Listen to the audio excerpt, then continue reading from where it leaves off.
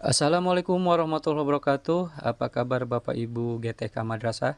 Semoga kita semua ada dalam keadaan baik dan selalu semangat jalani segala aktivitasnya ya. Salam satu profesi, guru itu mulia. Pada video kali ini saya akan membahas soal prediksi penerimaan seleksi P3K Kemenag di kemampuan teknis ya atau kompetensi teknis guru madrasah tahun 2023. Nah, pembahasan soal prediksi P3K Kemenag ini, khususnya di kompetensi teknis, saya bagi ke dalam beberapa bagian karena banyak materinya ya. Dan ini sesuai dengan soal P3K tahap sebelumnya berdasarkan FR atau Pilot Report. Baik Bapak Ibu, langsung saja kita bahas soal prediksi penerimaan seleksi P3K Kemenag tahun 2023 bagian 3. Nomor 1. Dalam mengawali pelajarannya, Pak Ali merumuskan pertanyaan, mengumpulkan data dengan berbagai teknik, kemudian mengasosiasi, menganalisis, mengolah data, dan menarik kesimpulan, serta mengkomunikasikan hasil yang terdiri dari kesimpulan untuk memperoleh pengetahuan, keterampilan, dan sikap. Nah, langkah yang dilakukan Pak Ali itu merupakan bagian dari model pembelajaran A. Portofolio, B. Scientific, C. Penemuan, D. Autentik, E. Kontekstual.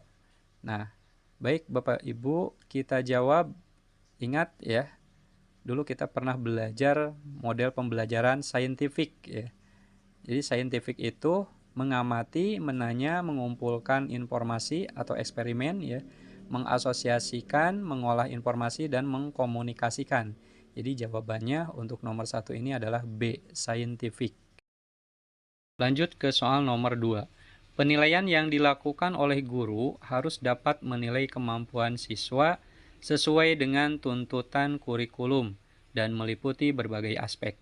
Hal ini sesuai dengan prinsip A. Terbuka, B. Menyeluruh, C. Bermakna, D. Adil, E. Sohih. Nah, ini jawabannya menyeluruh ya Bapak Ibu. Kenapa? Karena menyeluruh dan berkesinambungan itu berarti penilaian oleh pendidik mencakup semua aspek kompetensi dengan menggunakan berbagai teknik penilaian yang sesuai untuk memantau perkembangan kemampuan peserta didik. Jadi jawabannya B ya, menyeluruh. Lanjut ke soal nomor 3. Ridwan adalah siswa kelas 11 SMA yang pintar dan sangat rajin menolong. Ayah Ridwan sudah meninggal dan ibunya mencari nafkah sebagai pedagang kue untuk mencukupi kebutuhan anak-anaknya. Seringkali Ridwan tidak masuk sekolah karena harus membantu ibunya berjualan. Sebagai guru Ridwan, yang sebaiknya Anda lakukan adalah A. Memberikan uang sebagai bantuan secara sukarela setiap bulannya. B. Memperbolehkan Ridwan untuk sesekali tidak masuk sekolah karena memberi kesempatan untuk Ridwan belajar menolong orang tua dan bekerja. C. Tetap tidak memperbolehkan Ridwan untuk absen dan mengajak teman-teman guru lain untuk membantu keuangannya. D. Memberikan penjelasan pada Ridwan arti penting dan aturan sekolah serta mengarahkan apa yang sebaiknya dilakukan. E. Memberikan penjelasan pada Ridwan dan ibunya tentang arti penting dan aturan sekolah, serta mendiskusikan bersama tentang masalah yang dihadapi. Baik Bapak Ibu, untuk menjawab soal ini, kita sebagai guru madrasah harus bisa berkomunikasi secara efektif ya, empatik dan santun dengan sesama pendidik, tenaga kependidikan, orang tua, dan masyarakat. Jadi jawabannya adalah E, yaitu memberikan penjelasan pada Ridwan dan ibunya tentang arti penting dan aturan sekolah, serta mendiskusikan bersama tentang masalah yang dihadapi. Lanjut ke soal nomor 4. Jalur pendidikan keluarga dan lingkungan disebut juga sebagai pendidikan A. Formal, B. Non-formal, C. Informal, D. Karakter, E. Kokurikuler. Kita tahu pendidikan formal itu kan adalah jalur pendidikan keluarga dan lingkungan ya. Berarti jawabannya adalah C, informal.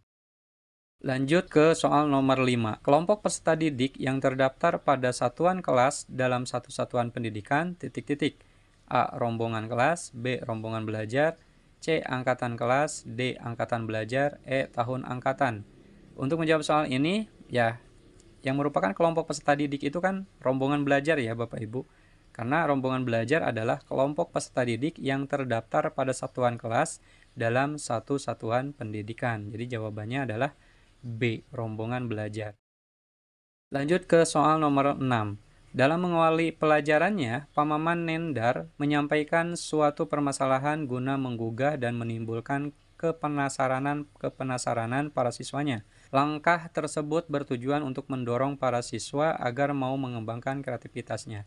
Langkah yang dilakukan Pamaman Nendar itu merupakan bagian dari model pembelajaran A. Portofolio, B. Scientific, C. Discovery Learning, D. Authentic, E. Contextual Teaching dan Learning. Nah, kalau kita masih ingat ya beberapa pembelajaran, salah satunya adalah pembelajaran Discovery Learning, itu adalah pembelajaran rangsangan atau stimulation ya. Pernyataan identifikasi masalah, kemudian pengolahan data, pembuktian, dan menarik kesimpulan. Jadi jawaban yang paling tepat untuk soal nomor 6 adalah C, Discovery Learning. Lanjut ke soal nomor 7. Penilaian yang dilakukan oleh seorang guru harus didasarkan dan kriteria yang jelas, tidak dipengaruhi subjektivitas penilai. Hal ini sesuai dengan prinsip A. Terbuka, B. Menyeluruh, C. Bermakna, D. Adil, E. Objektif. Nah, tentu objektif ya Bapak Ibu. Jadi jawabannya adalah E. Kenapa? Karena objektif itu merupakan penilaian berdasarkan pada prosedur dan kriteria yang jelas, tidak dipengaruhi subjektivitas penilai. Jawabannya E ya Bapak Ibu. Lanjut ke soal nomor 8. Pada sebuah rencana pelaksanaan pembelajaran atau RPP, tertulis contoh rumusan indikator kompetensi menjelaskan kondisi operasi sistem dan komponen perangkat keras. Jika pendidik ingin menyusun menjadi tujuan pembelajaran, maka rumusan yang tepat adalah A. Setelah melaksanakan proses pembelajaran melalui praktik, siswa dapat menjelaskan kondisi operasi sistem dan komponen perangkat keras berupa komponen input, komponen proses, dan komponen output. B. Setelah melaksanakan pembelajaran dan menggali informasi melalui diskusi, siswa dapat menjelaskan kondisi operasi sistem dan komponen perangkat keras secara benar. C. Siswa dapat menjelaskan operasi sistem dan komponen perangkat keras meliputi komponen input, proses, dan output secara benar. D. Menjelaskan kondisi operasi sistem dan komponen perangkat keras komponen input, proses, dan output tanpa melihat catatan. E. Setelah melaksanakan pembelajaran dan menggali informasi melalui diskusi materi, kondisi operasi sistem dan perangkat keras dan komponen perangkat keras secara benar tanpa melihat catatan. Baik Bapak Ibu, untuk menjawab soal ini, kita ingat beberapa tujuan pembelajaran. Yang pertama adalah audiens ya, dalam hal ini siswa tentunya. Kemudian B, behavior, itu dalam hal ini perilaku peserta didik yang diukur, misalnya menjelaskan kondisi operasi sistem dan perangkat keras. Kemudian C, condition, itu dalam hal ini kondisi yang diperlukan agar perilaku yang diukur itu dapat tercapai, misalkan setelah melaksanakan pembelajaran. Kemudian yang terakhir adalah D atau degree, itu adalah tingkatan perilaku, misalkan benar, teliti, tepat, akurat, dan lain-lain. Jadi untuk menjawab soal nomor 8 ini adalah B ya. Setelah melaksanakan pembelajaran dan menggali informasi melalui diskusi, siswa dapat menjelaskan kondisi operasi sistem dan komponen perangkat keras secara benar. Jadi ini disesuaikan dengan A, B, C, D tadi ya Bapak Ibu. Lanjut ke soal nomor 9. Setiap guru pasti akan menghadapi masalah di kelas saat pembelajaran. Maka dari itu, sudah seharusnya setiap guru mampu memecahkan permasalahan pembelajaran yang terjadi di kelas. Salah satu cara paling tepat yang dapat dilakukan guru dalam menghadapi permasalahan pembelajaran yang terjadi itu adalah A. Meminta solusi dari kepala sekolah, B.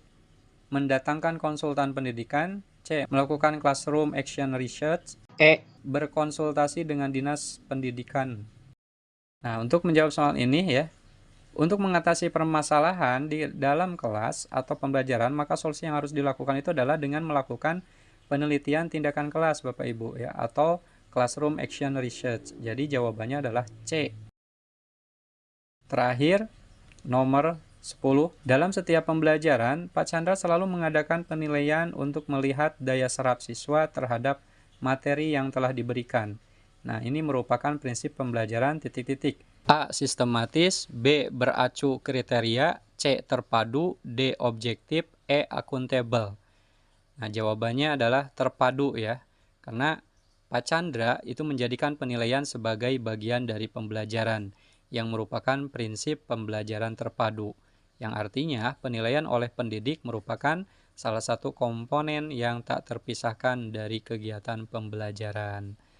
Baik Bapak Ibu, demikian pembahasan soal atau prediksi soal P3K Kemenag tentang kompetensi teknis ya, bagian 3 ini. Pokoknya Bapak Ibu jangan lupa untuk like, comment, share, dan subscribe agar tidak ketinggalan video selanjutnya. Untuk bagian 4 insya Allah nanti saya upload di video berikutnya. Terima kasih. Assalamualaikum warahmatullahi wabarakatuh.